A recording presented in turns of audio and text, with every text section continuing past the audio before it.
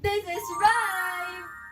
Imagine this, masama pakiramdam mo, nilalagnat ka, tapos ang pinakamalapit pa na ospital sa inyo ay isang oras ang layo? Ayaw mo naman bumiyahe kasi traffic, mainit, o baka lalong sumama ang pakiramdam mo. Pero paano kung sabihin ko sa'yo na pwede ka magpatingin sa doktor nang hindi umaalis ng bahay? How is this possible? Well, that's because of telehealth and telemedicine. So today, pag-uusapan natin ang tungkol dito.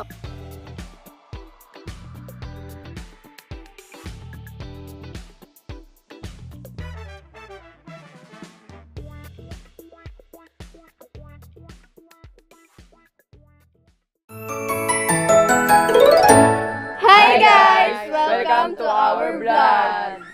Ngayon, pag-uusapan natin ang telehealth at telemedicine. Ano nga ba ang kanilang pagkakaiba? Unahin natin ang telehealth. Ano nga ba ang telehealth?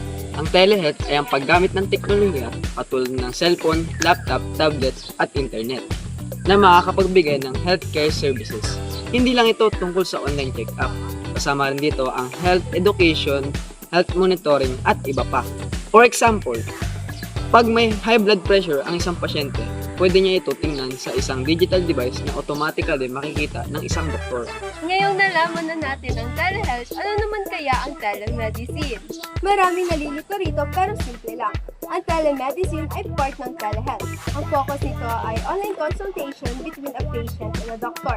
Halimbawa, may ubo, sipon, o skin allergy ka. Instead na pumila sa clinic, pwede ka mag-video call sa doktor, ikwento mo ang symptoms mo at kailangan bigyan ka ng reseta or mga medical advice. So bakit nga ba importante ang telehealth at telemedicine? Una, nakakatipid ito sa oras dahil hindi mo na kailangang bumiyahe. Pangalawa, nakakatipid ka rin sa pamasahe o gas. Pangatlo, malaking tulong ito sa mga taong nakatira sa malalayong lugar kung saan limitado ang akses sa mga ospital at klinika. At higit sa lahat, nababawasan ng exposure sa mga nakakahawang sakit dahil hindi na kailangang pumunta agad sa ospital para sa simpleng konsultasyon. Hindi lahat ng sakit ay online consultation lang. May pagkakataon na kailangan pa rin natin physical examination, laboratory test, o emergency treatment. Bukod pa rito, kailangan din ng maayos na internet at digital devices para magamit ang telehealth at telemedicine.